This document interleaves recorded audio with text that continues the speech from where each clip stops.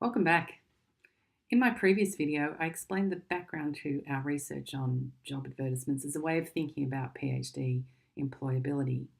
So our next challenge was to repeat the analysis that Rachel, Pitt and I performed on academic jobs. But there was one really important hurdle to clear first. We needed to find them. Spoiler alert, this finding ended up taking 2 years. Immediately after completing the academic job analysis project, Rachel and I started looking at job databases to see if we could compile a set of data on non-academic jobs.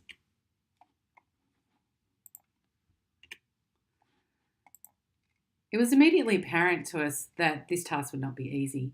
Typing in PhD to most job search engines showed only pages and pages of academic jobs. There were 2 conclusions we could draw: that there were no jobs outside of academia for PhD students, which is not true because we know that plenty of research positions are available in government and industry, or that there was a low level of awareness of the PhD as a qualification, so employers did not routinely include PhD as a qualification or a keyword in their ads. As a result, the non-academic PhD student graduate job market in Australia is largely hidden. As we puzzled on how to compile a good set of job ads in this hidden job market, Rachel had to move to Queensland and she took up a professional services job that had no time for research. In the meantime, I went off and did a massive open online course and was super busy for about 18 months. But I took every opportunity to share the research we had done around ANU and outside of it.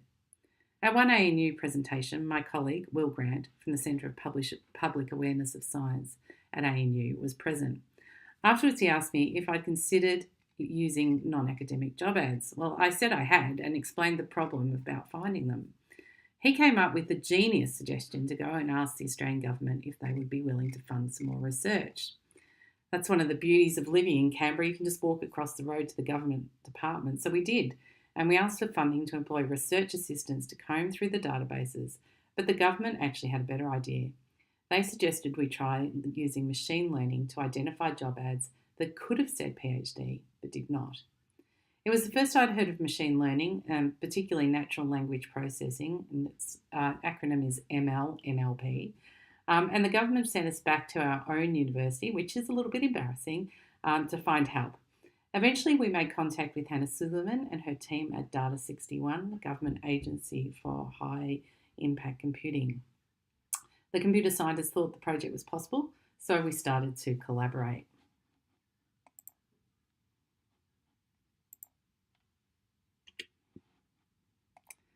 The machine learning process is simultaneously straightforward and incredibly complicated. The learning curve for Will and I was very steep. Luckily, Hannah was there to guide us through the process, and you can see the process on this slide. I might just give you a moment to read it.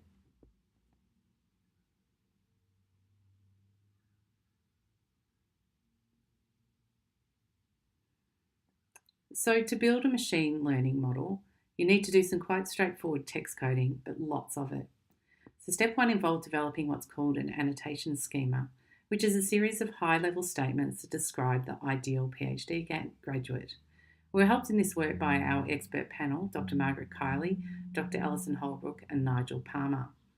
We took the statements that we developed with them and applied them to a set of job ad texts, which seek.com.au, Australia's largest job marketplace, supplied to us. This set of job was every job advertised in Australia in 2015. The process of coding was a digital version of what you might do by hand with highlighting pens. The difference in standard qualitative coding is that coders work separately have to agree at least 60% of the time that the text in the ad matches the statement in the coding schema. If they do not agree this amount of time, the machine cannot learn. So we coded the jobs with our annotation schema and then we ranked them on a 3-point scale from little to no research skills to super nerdy. At one point we had 6 coders working independently, but only Will and I were able to reach the required level of 60% intercoder agreement. We went on to compile what is called a training set for Hannah to analyse.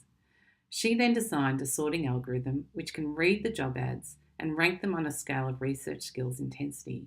This was able to show us the extent and composition of the hidden job market for PhD skills in Australia. Here's the graph that shows our results of our initial machine learning. So this is a distribution of the jobs in the whole SEEK dataset. To the right of the dotted line, what we're calling the PhD threshold, are the jobs that we deem to be PhD shaped. That is, suitable for a PhD graduate, even if the job does not explicitly ask for it. When we looked at these jobs at the higher end of the research skills intensity spectrum, we found that 80% of those ads did not ask for a PhD, which we think shows a staggering lack of awareness by Australian employers of the value of PhD students. We had finally managed, though, through this process to get a sample of PhD-shaped jobs to analyse next to the RDF and replicate the early research that I did with Rachel Pitt. But we also, in the process, had a very useful algorithm which we're now in the process of commercialising. The first version of the search engine we've built using our algorithm will be available next month. That's June 2018. It's been a very exciting and quite exhausting project to work on. So you can see there the Postac web page on the right. When you type in a search term in this box, the engine will only show you PhD-shaped jobs, making the process of searching for non-academic jobs very much easier. The data that we're using to power this app is from a company called Burning Glass, and this is a set of approximately 1 million jobs in Australia and New Zealand. Our search engine will display the job ads with their nerdiness ranking, as you can see here on the right. You'll be able to see information about the skills that the employer is looking for, how in demand this job is, trends in the industry, and so on. You'll also be able to access advice about how to break into various industries.